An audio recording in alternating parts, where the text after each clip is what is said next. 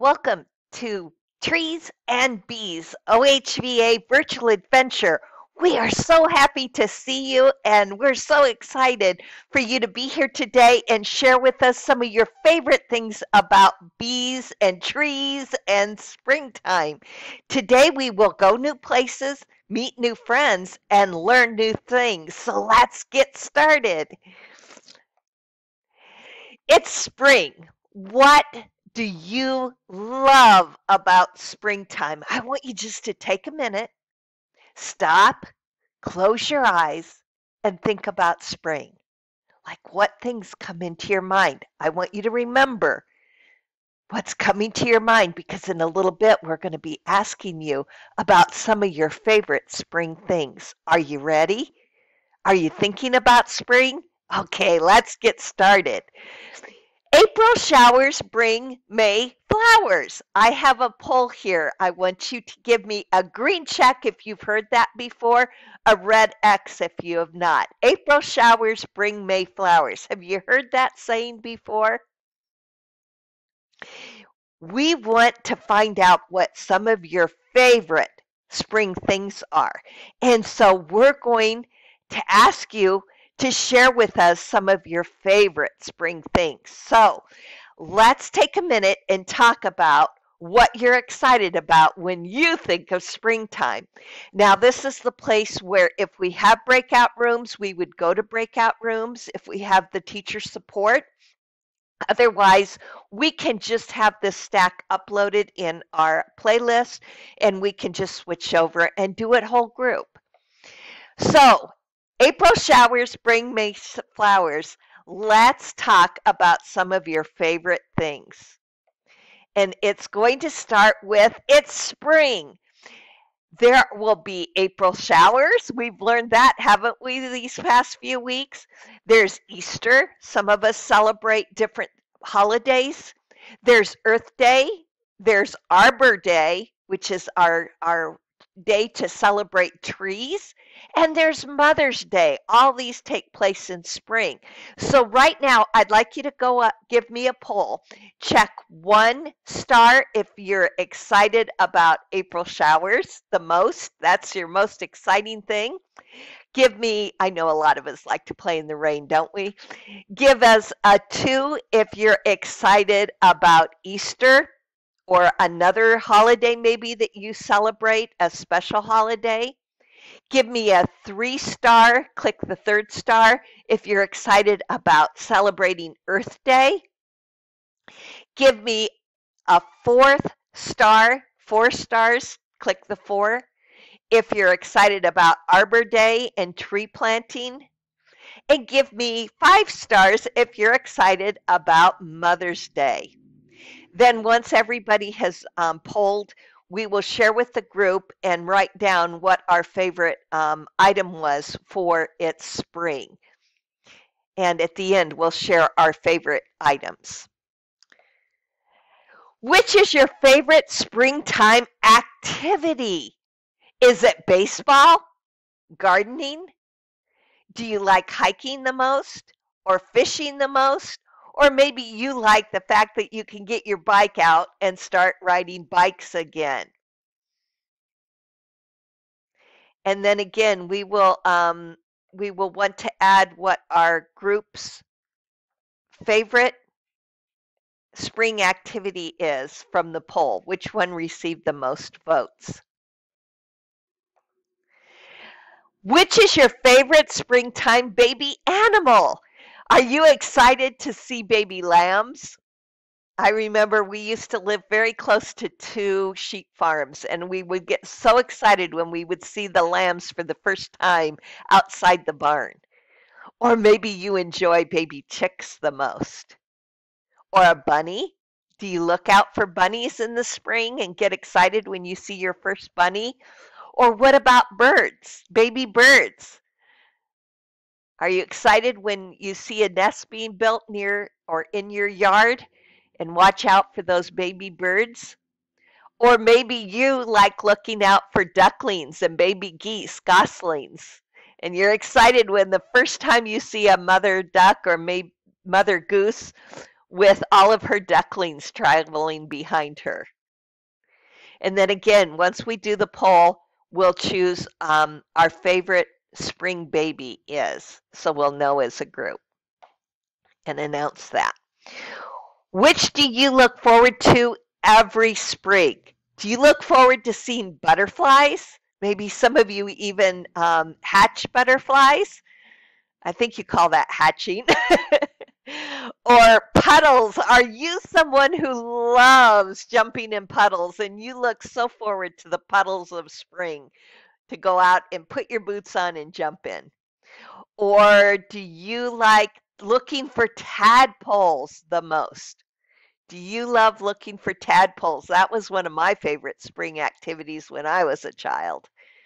Or are you excited for all the flowers that are springing up? Is that your most exciting thing, to see the tulips and the crocus and the hyacinths and all the spring flowers that come forth? Or are you excited about rain showers? Do you enjoy being outside when it's raining? Not thundering and lightning, but of course just raining. Those gentle spring rains. And again, we'll share which one our group liked the most. If we are in small groups, they'll come back and the teachers will report each of these from their group. What is your favorite thing about Easter? Do you enjoy Easter hunts the most, when you do the big egg hunts with other people? Are you excited about Easter egg hunts? Or are you most excited about eating a chocolate bunny? Is that your most exciting thing about Easter? Or how about Easter baskets? How many of you look forward to the Cadbury commercials and eating the Cadbury eggs? That's your favorite thing, is the Cadbury eggs. Or maybe your favorite thing is coloring and decorating eggs. Share with us which is your favorite thing by clicking the star that agrees with the number you see on the screen. And again, we will write down what is our favorite thing. Every spring, which of these do you look forward to the most? Are you the most excited about an opportunity to fly kites? If so, give me the first star. Growing things, are you someone who likes to plant and grow things? You look forward to that every spring? Give me number 2. Playing outside. How many is your favorite thing about spring is that you finally get to go outside and play? Give me a number 3 star. Drawing on sidewalks with your sidewalk chalk, or your driveway with the chalk. How many of you is that your favorite thing? Sidewalk chalk. Number 4 would be, click the 4th star if you're excited about drawing on the sidewalks and driveways. And if there's something different that you're excited about that isn't here, give me a number 5 and then put that in the chat. If you chose number 5, put it in the chat. And every spring, as a group, we are excited about, and we'll share what the one is that's the most appreciated here.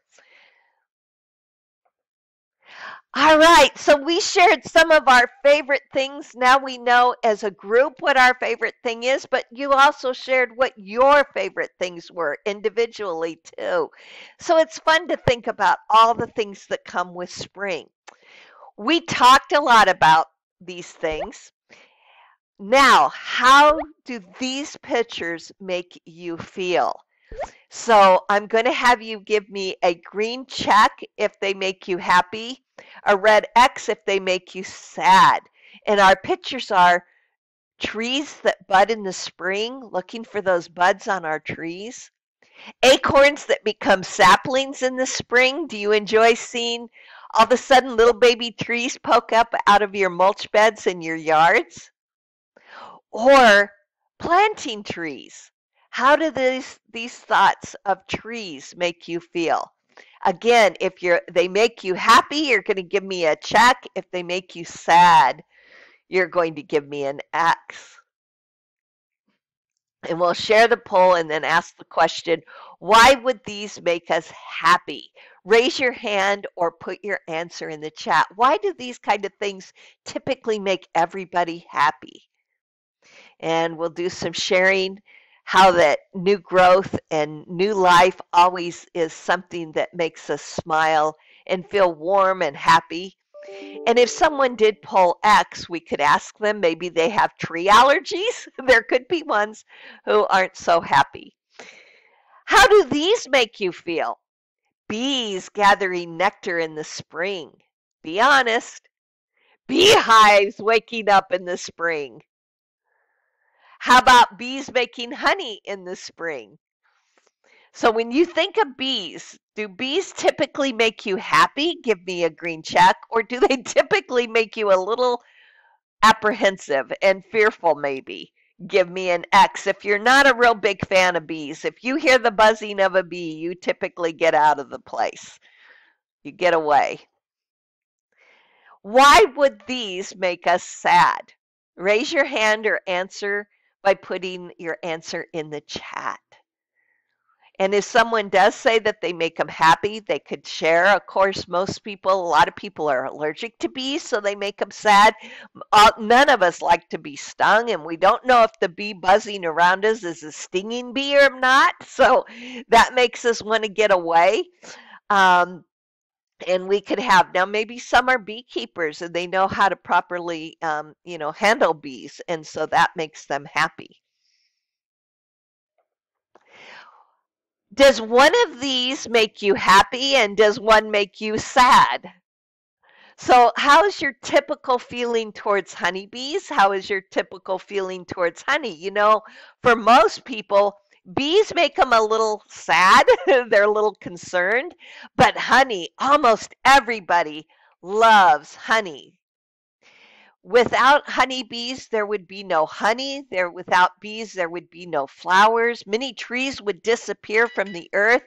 And 3 out of every 4 fruits and vegetables would not grow if we did not have bees. So even though bees might make us a little sad and apprehensive and a little fearful, we need bees. The earth needs bees and people need bees. And trees need bees. And that's our next slide. And that is the fact that bees need trees and trees need bees. I don't know if you've ever thought about that before, but it is so true. Bees need trees and trees need bees. Both of that. And we need both of them. As human beings living on this beautiful earth, we all need bees because they help make 3/4 of the fruits and vegetables we eat, and many of the nuts as well, if you like nuts. And trees need bees as well, and we need trees.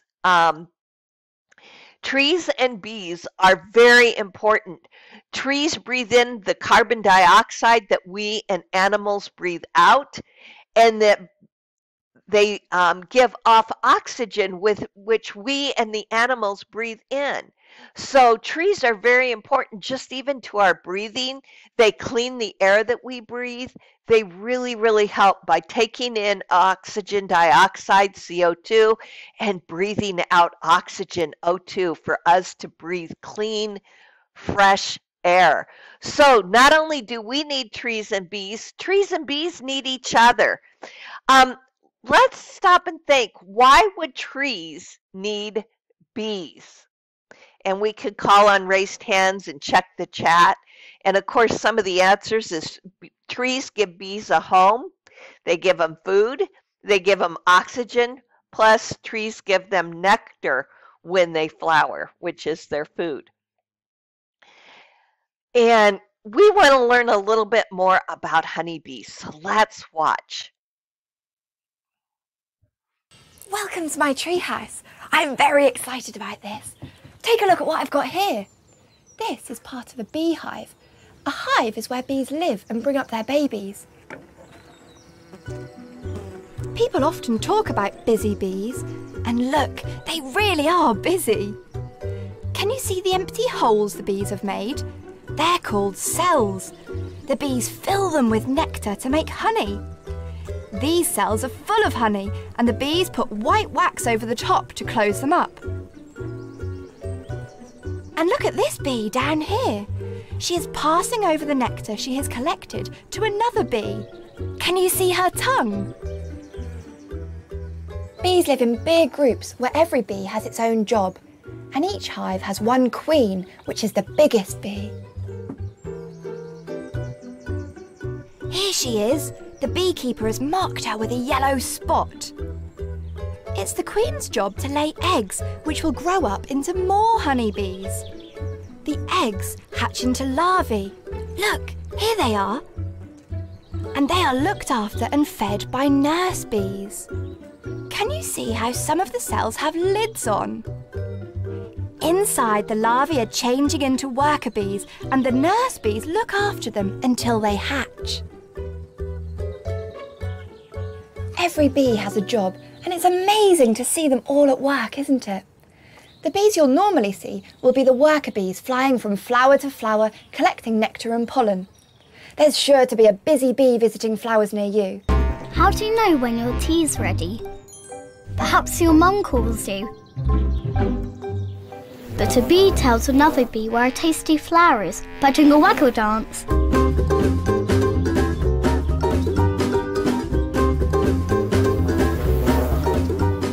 Imagine if your mum did that.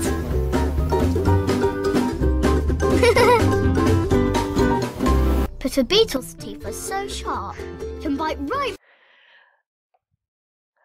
So think about those bees. We learned that the queen bee is the biggest bee of all. We learned so much about how the bees make honey, and some of that honey is used to help grow their larvae, their babies, after the queen lays the eggs. And some of the honey is left over. They make more than they use, and that's when they share it with us. That leftover honey, they make some for us as well as for all that they need for their hive. And I think that's very, very generous. You know, honeybees live to give, don't they? They use some of the honey, but they make more than they need so that they can give it to us. What a great example of living to give, which is one of our mindsets. Why plant trees for bees? Have you ever thought about that? You know, usually we think about planting flowers for bees. Why would we plant trees for bees? Well, we talked about how the trees give them home and that gives them shelter and oxygen, but there's another really, really good reason. And that is if you stop and think about how many flowers bees need to visit in order to make just a little bit of honey. They have to visit thousands. One bee has to visit thousands of flowers and get lots of nectar to make the honey. And when you think about an acre of flowers, like you see in the big picture here, acres of flowers, that's what bees need. But how many of us have acres and acres to plant flowers? I don't. I don't have an acre of land to plant flowers for bees, but they need hundreds of flowers to make honey. That means acres and acres are needed, but not all of us have acres and acres. So how can we help bees?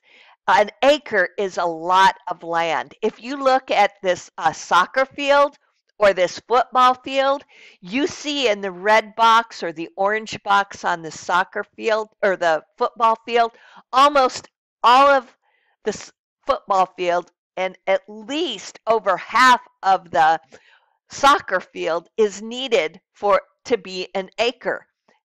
An acre is a lot of land. I don't know about you, but I don't have an acre of land to plant with flowers so that honeybees can make honey.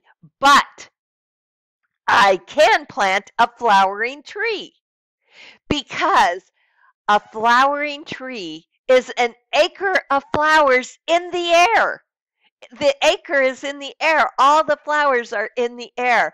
Trees take up such a small area of ground, but its canopy provides acres and acres of flowers for honeybees. Isn't that amazing? So that's why trees, flowering trees especially, like fruit trees and nut trees and all kinds of flowering trees, are so important for bees. And we can all find a little bit of land to plant a tree, or we can help out in a park maybe, or in our community, our neighborhoods, to help plant trees, because that gives them the acres and acres of flowers that they need to make our honey and to live. So think about planting a tree this spring, especially a flowering tree. Arbor Day and Earth Day are celebrated every April all across the world. Now the celebration started here in America, in our country, but those two celebrations have spread all over the world.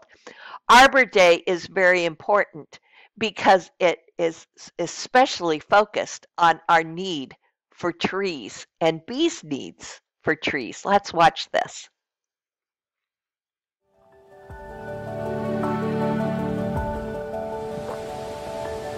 We inspire people to plant, nurture, and celebrate trees. This simple mission is how it all began for the Arbor Day Foundation. And 50 years later, that mission is more important than ever. Over the course of our history, we have helped evolve how people view trees, from a way to beautify our yards and landscapes to a key part of the solution to some of the biggest issues facing our planet.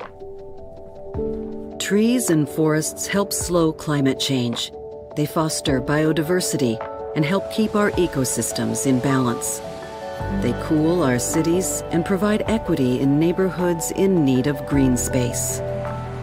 We plant trees because people need trees. In the last 50 years, the Arbor Day Foundation has planted and distributed nearly 500 million trees in more than 50 countries around the world to fight global issues facing humankind.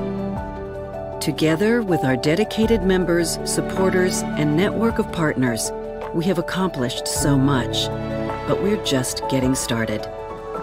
We know trees are critical to providing the kind of transformational change the world needs today to ensure a better tomorrow for everyone. Join us as we embark on the next 50 years.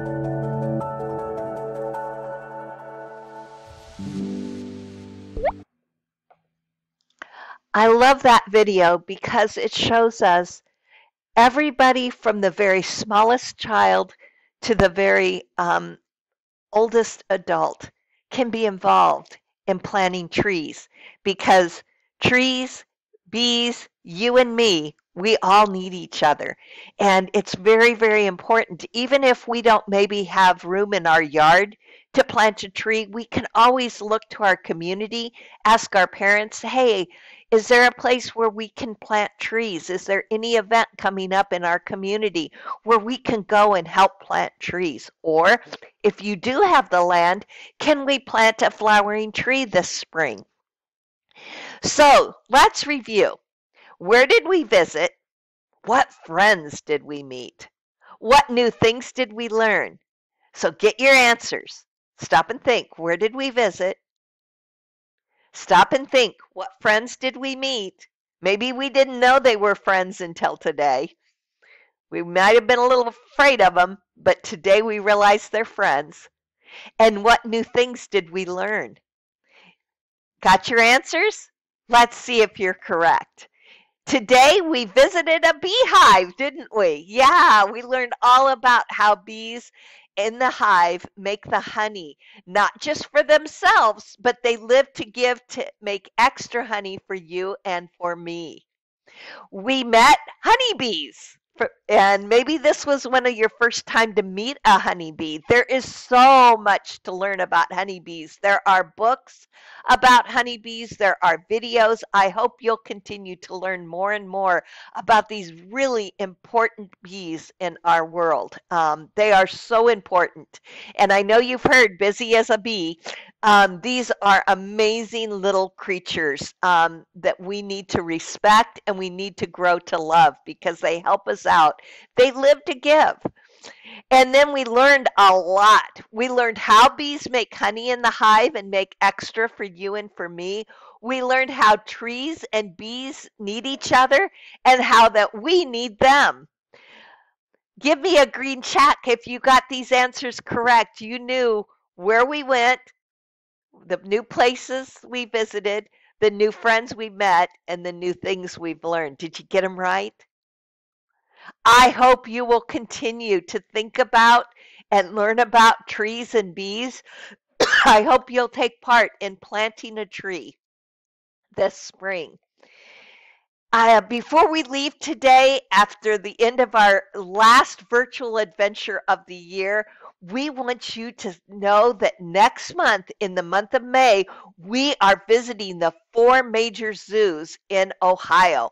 On the 9th, we're visiting Columbus Zoo, the Toledo Zoo on the 16th, on the 20th, Cincinnati Zoo, and then we'll wrap up on the 23rd of May at the Cleveland Zoo.